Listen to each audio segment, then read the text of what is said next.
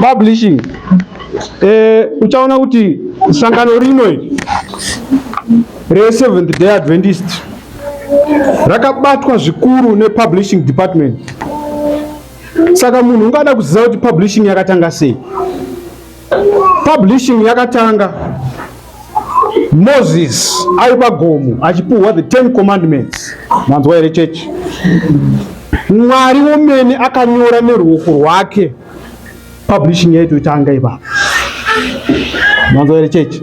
So in publishing there must be a message. This oga kuva na messenger wacho.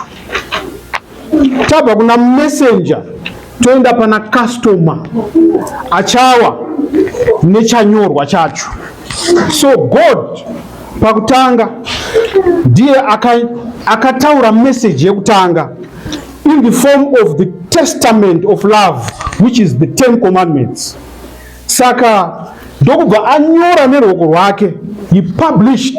Ndokubva apa Moses, who was the first literature evangelist. Saka publishing yakabva kure, yakabva kachana zvokuti nhasi tingori nayo, ndo yakamisa sangano rino rinonzi Seventh Day Adventist. Ndosaka tiri kuti buy a book, read a what, and give a book. Kwanzi vanhu vanotendeuka kuburikidza nebhuku, vanhu ivavo vakasimbira kudarika vanhu vanongotendeuka nekungotaura kwatiri kuita panapa. Ndipo zvinogona kungokanganwa kana ngobatirira pane zvisizvo. Asi bhuku rinodaidzwa richinzi the silent preacher. Wakarisa pashelf pako, it's preaching riri ipapo. Paucharivhura, it's also preaching to you. Saka bhuku rakanaka kuti tive neculture yatanga tinayo kare, chechi ichavambwa kuti tiverenge. Kana tichanyadze kuverenga haisi WhatsApp, kuverenga bhuku. Saka tine bhuku ratiri kufamba naro rinonzi The Great Controversy. But ndisandatanga ne Great Controversy iroro, pane mabhuku mashoma ari panapa. Ndinongotara about one book or two. Pane rakanzi Stress Management. Ndodavhoti mbuto ane stress panapa, ndandiri panze angu ndachinzwa. Rinotaura pamusoro pe stress management. Luke chapter 21 inotaura kuti mumazuva ekupedzisira there is going to be stress, and the stress is inevitable. Kunyange ukanzi uri mutsvene zvakadini, stress ichatokuwana. Saka kureva kuti bhuku iri rakatikoshera. Munyora anonyora zvakawanda mubhuku iri. Chekutanga anonyora achiti pane zvinhu zvinogona kukonzeresa stress semari. Mari chaiyo. Nemudzimai kana murume unogona kuti ndakaroora chaiye here kana kuti handiye, achikustressa, achiita se anonzi magadzi shava. Mumaziva magadzi shava? Zvimasvosve zvinoruma zvitsvukuso, ende pacharuma chinosiya maki. Ndozvaanenge achiita mudzimai wostresseka. But bhuku iri rinokubatsira kuti how can you contain that kind of a woman. Iri bhuku iri rinokubatsira zvakare kuti baba kana vachistressa, vari kuwana baba vanostressa zvokuti kana atanga nyaya yekustressa ka unofunga kuti akomana ndakaroorwa nedhimoni here. Aiwa, harisi dhimoni, murume chaiye. But bhuku iri richakubatsira kuti kuhandla stress idzodzo. Plus pa page 46 pane nyaya iripo yespace. Manga muchimboziva here kuti mukristu needs space. Usangova munhu wechechi chete, kuprebend uriko hausari, kudhoka uriko hausari, paitwa zvakati hausari. And sometimes kana uri pachaunga you forget yourself, you forget to know who you are. Saka ukambowana space yekuti uve iwe naMwari, unogona kubatsirika panyaya yestress. Manzwa here church. There are times when you need to be alone. Kristu chaiye muvandu wechechi ine anga ane time odavhoti yekuva ari one naMwari wake. Saka iwewe hauna nguva yekuti unombopindawo kuti mudhara toda kumbotaurirana naMwari tizivane. Then there's a book riripo rakanzi remarriage so. Kune waya wanoda kutambura wakomana, rinobatsira zvakare kune waya wane dhimoni rekuda wasikana wakawanda. Rinokubatsira bhuku iri kuti unzwisise kuti 1 year yakakukwanira wanoda kuroora njere. Iri bhuku rakanaka stereke. Then rinobatsirawo zvakare futi kuti riri kutsanangura marriage in the African context. Manzwa here? Because pane imwe marriage yatoda kuti tiite yekuwest inogona kutadza kusuta kuno, but iri rinobatsira kuti riri kuti the context of the African marriage union. Saka rakatinakira bhuku iri, uyezve rinobatsirawo zvakare kuti panyaya dzema intergenerational relationships. Haungati iwe une 21 years unoroorwa nemurume ane 79, you are a widow before marriage. Panzai church, you are already a widow before marriage. Saka rinokubatsira zvakare kuti unzwisise. So mabhuku iwaya I recommend, especially stress management. Dai zvikabvira ka munhu wese wechurch ave naro. Rine maprojects arimo auti unenge uchiita uchizvimakira, project yega uchizvimakira, uchimaka uona kuti uri papi. Uyezve patinenge tichiita zvese usasiya Mwari munyaya dzacho. So regai tipinde paGreat Controversy. Great Controversy ibhuku rakanyorwa naEllen White. Rakanyorwa gore ripi zviya vanoziva vakaita master guide 18 what? Taure yeah. Aiwa ndewe church don't worry, in church 1888 anzvere ndo pakanyorwa book is the first edition. Book iri kana kune book ndachikumbura hangu veVBS kana madikoni vabatsirane nehama dzedu dziri pano pamberi kuti Exodus 20 inongotaura kuti even navaenzi vari musuo mako ngavarangarire kuita zvakanaka. Saka bhuku iri richinyorwa, Ellen White anoti iye akambostroka ruoko achida kunyora bhuku iri nekuti Satan haaride. Satan anoriziva bhuku iri zvakanaka zvokuti rinotsanangura kubva hondo ichitanga kubva kudenga kusvika kumapeto patinozoti tadzikinurwa taakuenda kumusoro kudenga. Rinotaura mhando dzinoshandiswa naSatani pakuraura vanhu kubva mukereke, kuraura vanhu kubva elsewhere. Satan, the tool anoshandisa irimo yekutanga is deception. Deception kureva kuti kunyengera. Kana tsara pamusoro pokunyengera, ndine chimwe chikomana chakambopinda Moza paya Richards paya patinopaka paya tichitakura vanhu paya musangano waipa fertilizer nembeu.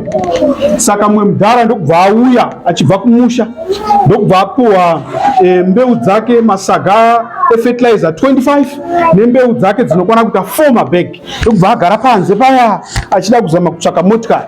Ndokubva kwaya chimwe chikomana so tkanzi mudhara zvese mudhara ndiri right tkanzi matopa udhara mbeu ndikazi handapuwa but mamukira bhozi ndakutsvaka indika kushayiwa. Saka mudhara haana kuda kubvunza kuti garazve ndiwani wabvepi, akabva angopinda munyaya yacho ndobva angoti nemu zvikanzi ndakumidza kumuka mudzukuru. Saka zvikanzi kwakaidii ndikati zvikanzi kuri right. Zvikanzi chinhu zvakasekuru ndabva kubhangeti izvizvi kubhangetika vari kutopa imwe mbeu pamusoro yatapuwa nemasaga mamwe efertilizer akati saka ini yangu ndatopuwa ndatokwidza pabhazi yaenda. Saka imi zvamuchaita sekuru chimhanyai pabhangeti izvezvi, mukamhanya pabhangeti mutonopuwa chii mbeu yenyu nemasaga efertilizer. Sekuru kwakubvuma nyaya kwakumhanya pamakombi anoenda bhangeti. Sekuru kubhangeti kuGMB mupana ari kusara ari kuloda fertilizer yese nemasaga embeu uyu waenda. Sekuru ari kudzoka, sekuru akachema. That is what we call deception. Satani anoshandisa deception. Unofunga kuti uri kubatsirika naSatani, hanga Satani ari kukupondera musaga. Satani anoshandisa zvakare imwe nzira inonzi persecution kana affliction.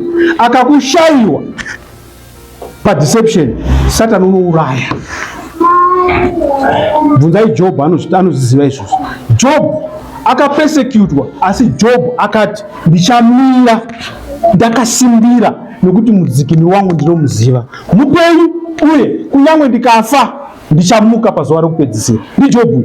Saka vakakomborerwa vachati kana mapersecutions enyika ino auya vacharamba vakasimbira. Zvikanzi Satani zvakare unoshandisa iyo yatinoti counterfeit.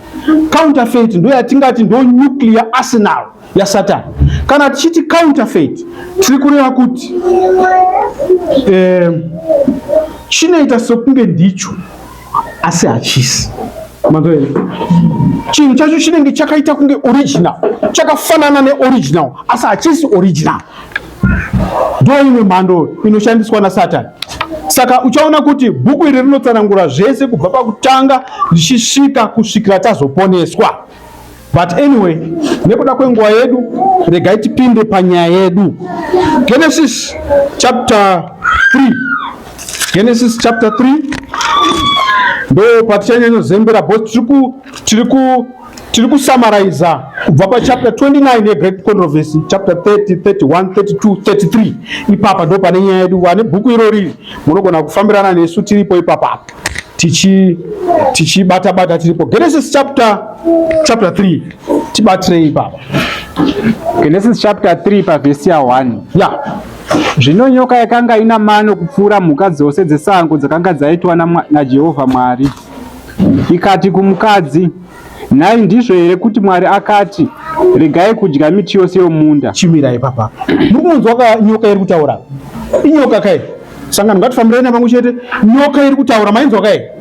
Yati kuna Eve, ndizvo here kuti kudii? Okay. Musadzima ipapo. Ndizvo here kuti. Okay. Alright, gendi tangizai munhu waMwari. Zvino nyoka yakanga ina mano kupfuura mhuka dzose dzesango dzakanga dzaitwa naJehovha Mwari. Good. Ikati kumukadzi, nhai ndizvo here kuti Mwari akati, regai kudya miti yose yomunda? Musabva ipapo naika. Hanzi ndizvo here kuti Mwari akati musadya miti yese yemunda? Iye Mwari angamboti kudii? Zvikanzi Eve akanga ane zvivindi, because ari kuona nyoka ichitaura for the first time. Asi anoita zvivindi zvokudii? Zvokutaura nayo. Rega ndikutaurire Satan as we live. Anoda vanhu vane zvivindi zvinenge zveuyu mukadzi uyu. Zvokunotaura unobva pamba zvakanaka-naka. Ndizvoka? Makachena amai. Mopinda mutaundi. Satan obva angoti, madha makachena. Manzwe. Makadi? Right. Iwewe nokuti hauzivi kuti wakachena, unobva kuti maita henyu otosekerera. And you say really, vamwe vechisala but really you but yes, anopindwa nechirungu chacho because munhu wese akuziva chirungu. Anzwe. Saka wapembedzwa saizvozvo ndo parasikira nyaya yako yese. Satan, he instigates dialogue. Iwewe, silence is golden. And Jesu paakaprovokiwa, the best weapon was silence. Saka mai vanobva vapindura, the next thing chaitika, muchakumbirwa madigits. Vafana vanokumbira madigits ka? Handizvere? Madigits makumbirwa, chasara muchanzi, I'm inviting you for dinner. Iwewe unenge ari yekuti kwenye hakudyiwi dinner, kunodyiwa sadza. Muchaenda kudina. Nyaya inofira kudina ikoko, Satani apedza nemi, zvatopera. So, zvivindi zvaEve zvokuti akapindura nyoka.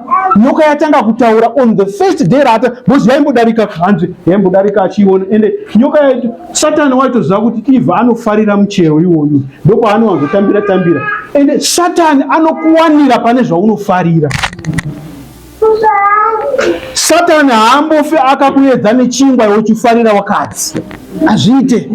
Satani anokuwanira pavakadzi. Satani haambofi akakuedza nemasutu iwe uchifarira mari. Anokuwanira kumari nekudzimwe nzira dzakaipa dzokuwana mari kusvikira waita armed robber. Then atopedza newe Satani. So Satani anokuwanira pane zvaunodini, zvaunofarira. If you love education too much, Satan ari imomo education. Akatozara mumabhuku nemukarikulamu imomo. Unomuwanira imomo Satan. So Satan is everywhere.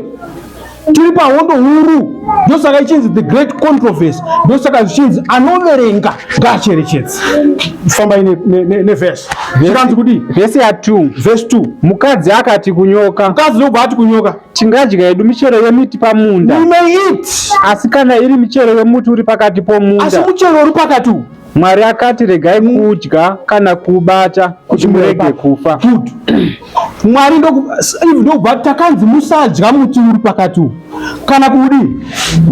Ngatitaure tesichechi. Kana kudi? Kureva kuti kubata muti zvazvatopera. Ndizoka? Kana watongobata chete, chivi chatopinda panyika. Zvino Eve wakaita double trouble. Ndokubva adya nokubata zvese. Mbona chechi? Saka therefore trouble ndokubva yasvika. Asi Satan paakaudza Eve akaona kuti Eve ane chidikwa chekuda kuziva too much. Ndipo zvanzi Eve ka chidzikama iwewe. Inini muti ukawo ndatoudya. Mai waiti ndofarira book education wachitaura nyaya zvanzi nyoka yakatoti uri kuona kutaura kwandiri kuita kuno. Wakambondiona ndichitaura muno. I can now produce words. Ndinotoitawo vocalize. Ndiri kutotaurawo maphonetics. Alphabet ndakutogona nekutitaura. Ini ndiri nyoka ini handitauri asi ndakutaura nekuda kwemuti uyu. Saka iwewe sezvo wagara unotaura kare ukadya muti uyu amalevels atokwira. Eve manje ndobva ati this is good. Ndobva atotanha muchero haana kubvunza baba. Kwakutodya. And Satan haana kuudza Eve kuti mweya wandinawo pano wandiunza pano ndatodzingwa kudenga. Haana kutaura. Dai akataura maybe Eve ainzwisisa. But Satan anovanza zvinhu seri. Unoziva ndanga ndine cutting iri panapa. Ini ndofarira kuverenga mapepa ka. Ndine cutting iri panapa yandakakata mune rimwe bepa kuti ndizoudzawo vanhu vanenge mimi. Sunday Mail. Musoro wenyaya unoti mafeatures. Pane section yemafeatures vanoverenga bepa handiti ka 18 March 2009. Mune nyaya iri panapa yakanzi vanofunga ndiri kunyeba iri panapa ishi. Bogus doctor dazzled them all. Munza chechi. Bogus what? Ndoda kuda kuudza nyaya iyi. Panga pane murume ainzi Admire murandu. Murume uyu aizikamwa nezita rekuti Moses Matsika. It's alias. Kachiti alias Moses zvanoreva ka. Rimwe zita raunogona kuzvipa so semaya munogona kungozvipa. Saka murume uyu akasungwa sometime kuma 92 nenyaya dzefraud. Saka asungwa nefraud, Admire ari kunzi akatongerwa mujeri kugara 15 years. Ndobva anopika ari pachikrubi. Achipika ari pachikrubi, veprison vakamuona semunhu anonzwisisa, ari intelligent, aitobatsira vamwe vanhu vaidzidza ipapo kuti uri unetseka nemetsi, I can assist you pametsi. Vamwe vaiita medicine vaitobatsirwa naAdmire, nepo haana kana medicine yaakabvira amboita in his life. Saka ndobva vamupromota. Kujeri vanopromota kana uriko handizvo here. Unopesera kunzi mbonosuka mota pane kuti vamwe vachinotimba iwe unosuka hako motikari. Kana uri breed vanogona kuti anobatsira kuvaka. Admire ndobvanza anobatsira kuclinic yepachikrubi paya. Saka basa rake Admire manje vanga riri kunyora makadzi handizvo here chechi, nekutesta BP,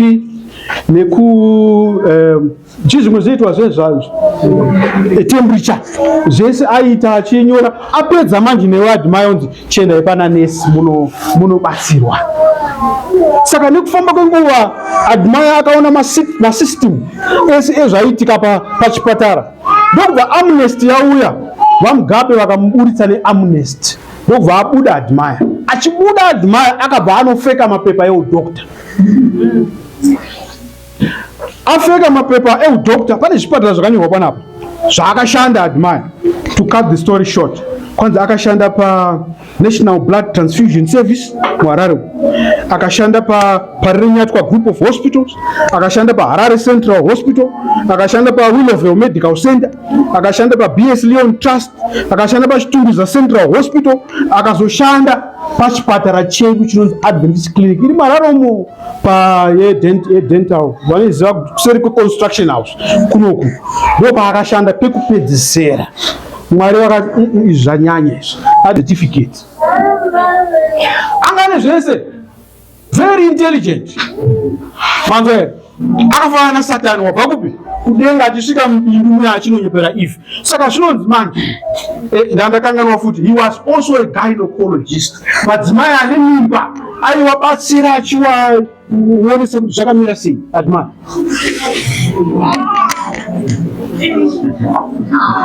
Saka zvadaro murume ari kuuya ari kubva pachikrubi maximum security prison anoshanda ipapo ari muline musawadhaseni ari muline muya arida kurapwa ari kuona doctor vakagara mucheya umwe akati nematauriro mamenarism zvacho ava doctor ava ndiye here munhu wandiri kutaura wandoziva kana kuti haasi. Ari kusvika ya10 yake manje. Makadi manje. Doctor so patiyaro aiwa this guy is a criminal. Ndiye akazobhuya achibva ipapo akwenda kuHarare Central Police Station. Wakumbangara kuti muri kuwandaona pa Adventist Clinic anoda kuti timbomutsvagudza kuti akabva nekupi. Admire kwakuzobatwa paya. Abatwa kwakuendwa naye zvikanzi nemanesi vaivapo wacho vaakashanda nawo. Zvikanzi ndizvo hazvo asi murume uyu waigona basa. Endi kana mukamushedza kujuti paCall Manheru aiuya zvakanaka akomplain he was a good doctor.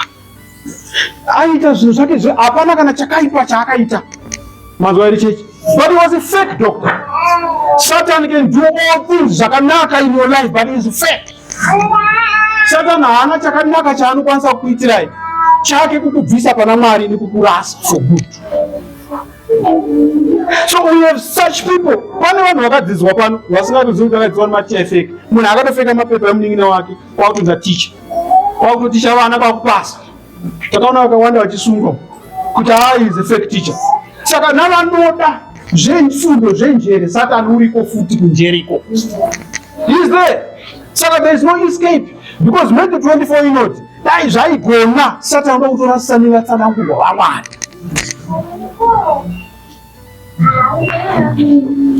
Ndiko zvinezvi kune nyaya dzema-UFOs, unidentified flying object. Satan nyaya yake huru ndeyekuda kuita discredit creation yaMwari kuti hakuna chakasikwa. Munoti Mwari akasika denga nenyika akaisa vanhu panyika. Kune zvimwe zvivanhu elsewhere. Demons are manifesting in the form of zvimwe zvivanhu zvinongonyuka ikoko ari madhimoni. Zvese zviri mubook Great Controversy rinokubatsira kunzwisisa kuti patari pacho pakamira sei. Zvikanzi also have false education. Vana vari kudzidziswa kuti nyika ine yekwedu hanzveri iyo yekwedu ine takaitora kuburikidza nemidzimu yedu ichimanifesta vachi. Zvikanzi dai Jesu anga asingade hakuna chataitora magori chichi. Jesu ndiye akatotendera kuti zvidaro tiitore ive yedu. Vamwe ndovanoti aiwa kunotodzidziswa zvakare kuti nyusa dzinonayisa mvura. Mapusarema anoramba izvozvo. Mwari ndiye unokomanda mvura mukati medenga ichinaya ende haina unokwanisa kuipredicta kuti mvura this year hakuna, mvura iriko next year. NdezvaMwari. Apa haisi kunaya here? Vanhu vakanga vaita haichanaya. Haisi kunaya here mvura chichi? NdezvaMwari. So false education is also there kunyengera vanhu kuti vasazive kuti zviri kufamba sei. Zvikanzi Satan ari kucreate madoubts ekuti vanhu vasaziva kuti Jesu ndiani. Zvikanzi panapa kuna endai paGenesis chapter 1 tiende ipapo. Genesis chapter 1 pavhesi ya 26 tifambe tiri ipapo futi. Pavhesi ya 26 Satan is the master of reversal. Tererai munhu chechi. Mwari akati ngatiite munhu nemufananidzo wedu. Ngatiite munhu nemufananidzo wani akafanana nesu ngave nesimba pamusoro pehove dzegungwa, ngave nesimba pamusoro pehove dzegungwa, napamusoro peshiri dzedenga, napamusoro peshiri dzedenga, napamusoro pezvipfuwo, napamusoro pezvipfuwo, napamusoro penyika yose, nepamusoro penyika yose, napamusoro pezvipenyu zvose zvose panyika. Yes. Verse 27. Sambai. Mwari akasika munhu mufananidzo waMwari, akavasika murume nomukadzi. Imira ipapo. Ndimwari ka. Chechi ngatifambidzane ka musarara zvakachitaura nyaya. Hanzi akavasika mukadzi nei? Akavasika mukadzi nei? Satani akati kwete. Mwari akasika murume nemurume. Matwete. Satani anorivhesa zvese zvataronani. Namwa I was wondering pandaiterera inonzi TRT.well pachikonfesa musikana mukuru wemagei. She's a master, grandmaster kumusoro ikoko. Achitaura kuti wana vazivi isusu tisu tinoziva nyaya iyi. Zvikanzi mamuchimboziva here kuti the word gender is not a good word. The word gender is a bad word. Kwarakabva nako kwacho hakusi right. Ines kuAmerica hanzi havachabvumi kuti kana uchifila pfumo rekutsvaka basa vaikubvunza sex yako vokubvunza gender. Gender is completely different from sex. Nemhaka yetiri kudaro. Right. Mirai vamahaso sunga mumire nemi zvakanaka. Muri kuona vamahaso apo. Right. Tiri chose naika. Inini ndiri wazirora handika. Tichaura ichechi ka tiri kufamba ini ndonzani ava ndavana wamahaso. Asi tiri pave sex yedu I am male, he is also what? Yeah. But by gender manje it's different. You may choose to be female. Mazwari chechi. Ndo panopinda nyaya yechinyi ye gender. I am male and he is male. Saka gender manje iri kuti gender, you know, it's sexual orientation yako yaunochoose kuva iwewe. So gender identity ukaenda muma dictionary avo, gender identity is inside, is not outside. So mwagare imwe saka uchaona kuti Satan is reversed and zvatova muma declaration of human what? Of human rights. It's your right kuti you choose the gender yaunoda. Saka unogona kufamba uri mudzimai chitoziva kuti muri mudzimai asi muri chibaba. Mamvere chechi. Ya, unogona kufamba uchiita tinozi ndimai asi chiri chibaba. Chikazoita tsafu manje unozi chatova chibaba. Ende ukati potse potse unorohwa. Saka zvavakuita iko zvimwe zvimwe, even in our food that we eat, estrogen is being injected in there to create and to suppress puberty. Uchaona kuti estrogen vamadzimai it's a female hormone which is also being consumed even navarume vasingazivi kuti iproduce zvinhu zvingaita kuti uve murume iwewe. Satan ari pahondo vana vaMwari. Satan is fighting and asi kumira. Saka isu kana todzidza manje techiti gender, tinge chiti gender inotaura pamusoro pemikana pakati pemadzimai nevarume. Vadzimai vari kurera havasi vava kuziva ini. Inyakanyaka 2008 Pope Benedict vakaenda kuUnited Nations vachitsanangura pamusoro pema human rights wavo zvikanzi these human rights must be considered God given. Ndozvavakataura because ukamatarisa pane the right to water handizvore which is okay.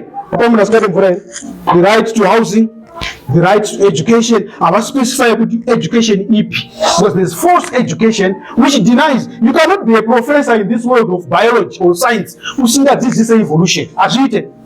So uchaona kuti masalada akawanda they reject this offer a professorship science because inoda kuti iwewe utende nekubelieve kuti Mwari haana kusika takangonyuka semakuru.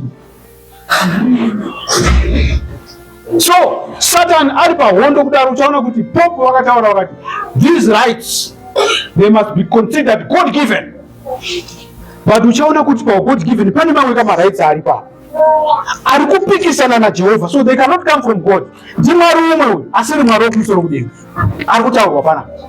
South Africa just recently 2010 there was a television on top 10 television network yaka-apply kuti toda it's our right. By the way, per declaration of the Universal Declaration of Human Rights, and also the right to sexually implicit and explicit material, pornographic material. It's your right to have it. Saka, don't apply to the license for broadcasting of 24-hour pornography in South Africa. South African government ikapindwa vakaenda parumana nzombe zokuti vakashupika kuti woita sei. Ndobva vazobuda after 2 weeks zvikanzi we have no choice but to grant this license kuti Top TV ipublishe nekubroadcaster pornography. 3 channels dzavakapiwa kuSouth Africa. Until now, 24 hours pornography unoiwana muSouth Africa. But it's still padhuze amuone maDS here. Iripo. And it's your right, my human right. So, Pope wanaendera mberi vachiti munyori anonzi Robert M. Gula, he's a Jesuit priest, anoti my human rights auya kuti tibvise mutemo. There are the new code of moral conduct. Kureva kuti the moral conduct yakapiwa naMwari, it's no longer expire. Mutemo hakusisina. Tane a new code of conduct, which is human rights. Saka ma human rights ukanyasuka ku accept kumatora nekumaongorora zvakanaka. They are not godly. But Satan wakanyangira mukati imomo kuti atore vanorasika. Ngatifambei. Maverenga verse 27 yacho. Ina naiverenga. All right. Kuna Job chapter 1 verse 16. Verenga Job chapter 1 verse 16. Job chapter 1 verse 16. Mubomera verse 19. Job 1 verse 16. Yeah. Iye akati achitaura. Job achitaura. Mumwe akasvika wakati. Moto waMwari wakabva kudenga. Mira ipapo. Mungu ngashitaura bana. Ani moto waMwari wabva kupi? Denga. Moto wani wabva kupi? Ukaita sei? Okay. Ukapisa makwai navafudzi ukavapedza. Moto wabva kudenga ndo waMwari here. Chechikatiwirani moto ndo waMwari here. Kureva kuti Satan achitaurana naMwari akanzi enda unoita zvese zvaunoita pana Job. Kureva kuti Satan unotoprodusa moto. Iceland yarwa nemavolcano 3 pagore rimwe chete. Volcano kupisa guta rese kudai. Volcano chiyerera. Zvimwe zvacho tinogona kuti ndiMwari asi Mwari. Ma-earthquakes anongonyuka from nowhere. Mhepo dutu rinosumuka richinoparadza. Chinangwa chaSatan ndechekuti tituke Mwari. Titi Mwari matirasa. Mwari muri kutiuraya. Mhepo haasi Mwari nokuti tiri pahondo huru. Satan ndiye muridzi wezvinhu izvi. Nezvigwere zvawanda hazvichazikamwa. I was shocked musi uno ndichiteerera paTRT.12 zvikanzi kuEurope vakabhana mushonga unonzi atrazine nemushonga unonzi paraquat. 1960 ndopa zvakabhanwa kuEurope. Why? Because vanoti atrazine neparaquat it's highly toxic zvokuti unokontaminata chero pawafamba napo. Kureva kuti vakatesta mvura dzepasi dzezvibhorani unochera 60 meters pasapa unoona pane paraquat. Unoenda murwizi ukatesta paraquat unoiwana. Saka vari munzizi dzatinotora mvura sehunyani inodarika nemapurazi munoshandiswa paraquat. Tikatesta peradventure we can find paraquat in there. Saka ndokubva vabhana paraquat kuEurope asi vakaramba vachiexploita. Vanoexporta kuBrazil. The greatest buyer is Brazil neSouth Africa. Kana tatopa South Africa neZimbabwe hanizve? Because we survive with South Africa. Saka vekuEurope manje vari kubva vati isu tiri kuexporta asi zviri kudzoka zvamuchikafu. Because paraquat iyoyo it also contaminates our maize, it contaminates our soya beans, inocontaminate zvakare nemacucumber nemapumpkin ese atinorima. Then wotora mushonga wavanozora pamusoro paipe chidzini. Ani makatema nhanga zvezve pamusoro vanozora chimwe chimushonga chavo chavanozora ipapo chine ndatokanganwa zita racho but ndandinacho panapa. Vanozoda ndinayo documentation I taped it paTV. Saka chimushonga ichi chinoita kuti nhanga iri rigare maokay for 3 to 4 or 5 weeks riri pashelf. But paunonoribika mushonga uyu muri kujanana. So the cancers now apere. Cancer of the mouth, cancer of the eyes, cancer of the hair, cancer of the legs, cancer of the toes, cancer of the back, cancer of the stomach, cancer yangozara. The doctors cannot tell us, right? Cancer inopera nei, hapana. In 2019, President Vladimir Putin akasaina declaration to Russia kuti there is no one acharima GMO muno mu Russia. In Russia they don't eat ma GMOs. Why? Vakaita science vanokuudza kuti pa genetic engineering dziri kuitika dzidzi uchibvisa vana thymine ichimechana neguanine adenine zvino zvakadaro vachibvisa zvimwe zvacho vari kuzviitira kuti mbeu idzi dzinouchikwa idzi ndo dzatitwa nezvadzo ndo maGMO.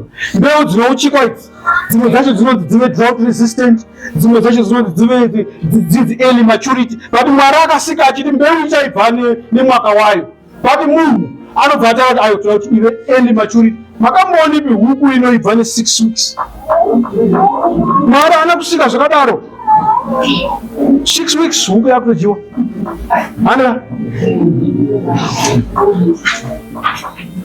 kutaura pamusoro pe6 weeks hanze chibage 3 months chakutoibva chakutonokohwa.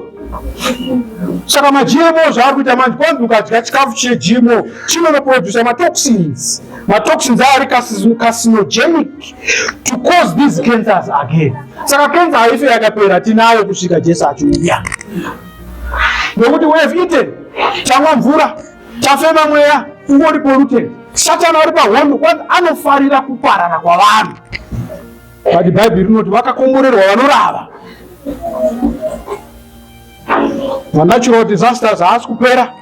Zvinozvi pane ndege inonzi MH370. Mambonzwa MH370 yekuMalaysia. Iya yekunzi yanyura ikachakatika. Hakuna kana akaziva kuti vanhu vacho vakafamba sei. Hakuna anoziva. But Mwari mupenyu anoziva. Ngatifambire mberi. Job chapter 1 verse 19 yashati kudii?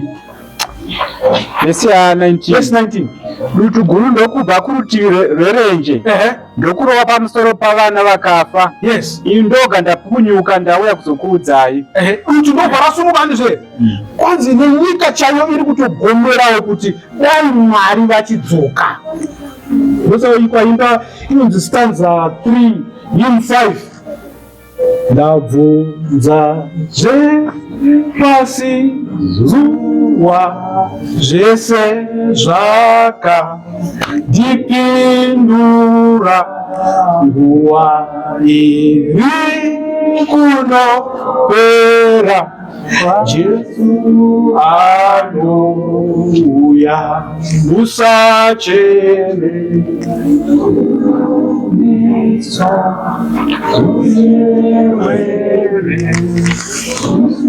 Imba zviri muimbuku imi. Imba zviri muimbuku. Sezvinoda dzuri imbo. Kwani zvisikwa zvose zvinoda kuti dzuri nini? Iyo bvunza kana imbwa inokutaura kuti dai Jesu achiuya. Muridzi wayo anodya yakatarisa so. Muridzi wemba achidya. Inobva nayo plate igoendarisa kubva mundiro ichitasa musuwa nawo kusvika muromo ichiti pamwe ndichakohwawo. Imbwa iri kutotambura dai Jesu achidzoka ndachiwanawo chikafu. Pane nyika iri kugomera izvizvi. I was looking musuno chikanzi climate change. Makaidzoka climate change. But Luke chapter 21 anotaura achiti zviratidzo izvi kana zvoitika zive kudzinwa kwapedyo. Isu tiri kuti climate change. But Bible riri kuti zviratidzo zvokudzoka kwani kwaJesu. Vanhu havasisina clue.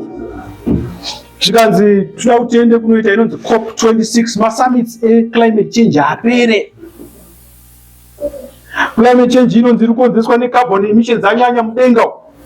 Vatichiona kana voenda kusummit ikoko vanoongorora vanoti ndege imwe chete paichasumuka kubva muno muHarare muno kunobuda United States of America inosiya over 25 tons of carbon in there. Carbon yatiri kuti isusu dai yaita shoma mukati umu, asi tiri kunzi chiuya tiite summit yekuti tive ne carbon emissions dzive shoma. Saka ndege 1 paichaisa 20 tons dzecarbon mudenga. pari kuenda vatungamiri venyika dzinokwana 300. How many jets are going there? 300 jets times 20 tons. How many kilograms of tons have we injected into the atmosphere? Vanhu vasina, hapana muridzi wenyaya iyi angatisunungura kubva panyaya iyi ndiKristu.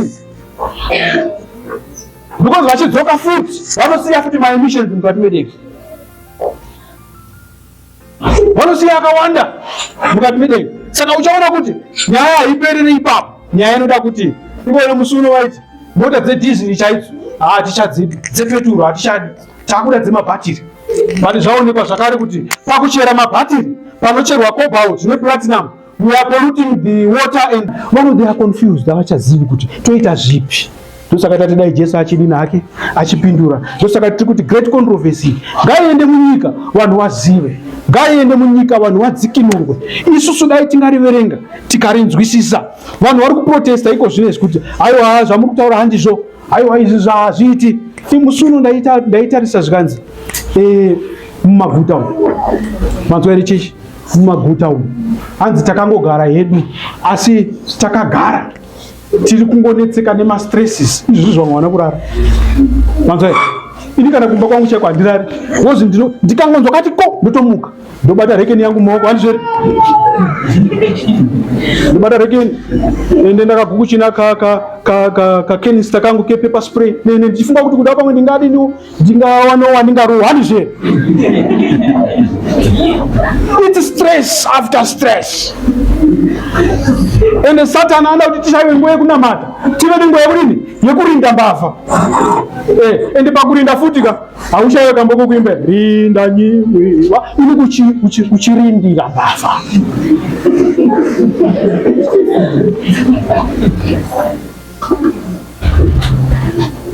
Iko zvinezvi ukatarisa zvikanzi hondo huru ichauya. Kwanzi chechi rega ndikutaurire mazuva ano ekupedzisira atakuendawo, hanzi Satan ari kuplana kuti isu sesangano re7th day Adventist remusaririra all these disasters dziri kuitika idzi dzichanzi tisu tiri kukonzeresa. Uri mungari chechi vanochengeta sabato zvinenge chinzi pane kamwe kapoka kevanhu vasingafuni kufambidzana nevamwe, vanozviti vanochengeta sabato, they are the trouble causers. Saka vanenge vachifamba varipo parujeko, vanopindira kupi vachisungwa. Saka musatombofa makashupika nana madzibaba ishumayo vari kusungiwa, nesu tichasungwa. Manzwa ere chechi, muchasungwa. Iyi vhangeri inosungisa, bhuku iri rinosungisa. Saka zvizive izvozvo, musati it's a honeymoon. No, it's not an easy walk in the park. Zvinotoda vakashinga, zvinoda vakashinga vachamirira Kristu kusvika Kristu adzoka kechipiri. Saka tiri papo apa uchaona kuti ndakusvika ngokupedzisira, ndakusvika ngokupedza. Don't worry, don't stress yourself. Nyika yakuita songe chubhu yebhasikoro yasekuru yokuti yane maburi kwawanama, handitika mweya uri kubuda nepasaidi futi, uchinama futi pasaidi, obuda futi nepasaidi. Sekuru havachazivi kuti bhasikoro ndoita sei, kwakungonopaka bhasikoro. So what's the solution? The solution ndeyekuti patichapera ndokumbira elda vhute muchizochinamatirawo kuti tive vanhu vakatsungirira, nekuti nyaya yatiri kutaura nezvayo haisi nyaya yekutamba nayo, inyaya yekuti kana Satani zvikamunakira tose tipere kufa pasheve kana one anoita inherit the kingdom of God. Nokuti we are in the great controversy, we have a part to play. It's either uri wa Satan, it's either hausi wa Satan, it's either ukamira na Kristu, it's either umire na Kristu. Saka Satan azara nyangwe mumabhuku atinoverenga, Satan ariko, Satan kuchikafu ariko, Satan isu tozviti mavegetarian njere, mavegetarian makanyangirwa kuti kuveji koko. Saka hakuna ya musuno ndakatakurwa mwemai ndakati amai chiburutsai wardrobe yenyu, katasvika inini rangu basa ndiri kudriver. I'm a driver, yes, ndoranguka ndinodriver, ndokusiyirai wardrobe yenyu, shiisai mumba. Svikanzi nai mukwasha ko zvamuri murume ndiri mukadzi ndeka aiwa marights ari kuti takafanana. Ndo zvinotaura marights handizve. Svikana mai inini kana munhu waMwari handitende mazviri izvozvo, handitende. Ndokarimai chapinda chechipi Nodineko mwazve. Pandina nditende izvozvo. Ndotenda kuti murume akasikwa ari murume, mudzimai akasikwa ari chinyi. Ndikati makakomborerwa mai. Famba nevhangeri rumudze vanhu kuti marights aya hatiri kutaura kuti takafanana nawo handiwo.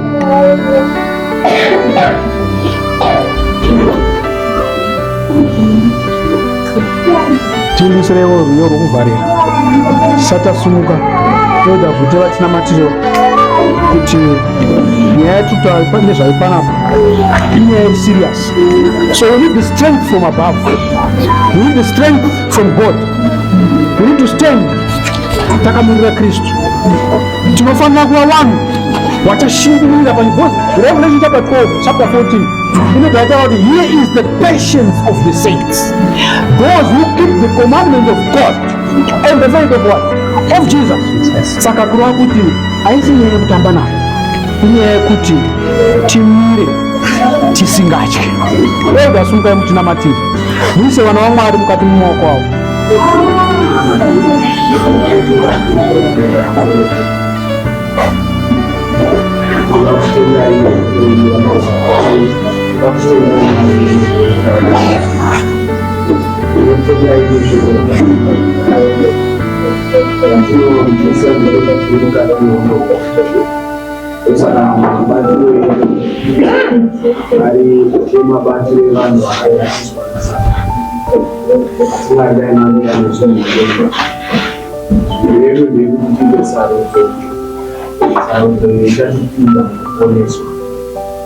Twatenda Mwari kuti mwana wacho munongotisiya tega munhu asi makatitangira nesu kusvika tendera nesu mwana wakasiya saizvo zvinouya tisingafanire zvitenda nemuzikasu zvinouya tisingatarisiri zvipfuwa zvichiitika asi Mwari dai machindira nesu mutibatsire.